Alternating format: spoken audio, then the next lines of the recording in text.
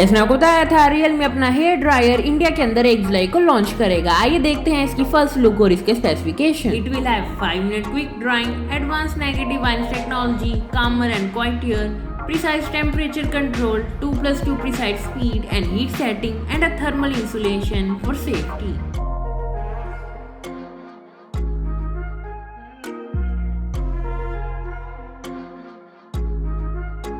आपको एक ऐसा लगा, आप नीचे कमेंट सेक्शन में बता सकते हैं। अधिक जानकारी के लिए चैनल को सब्सक्राइब करो और वीडियो को लाइक और शेयर करना ना भूलें।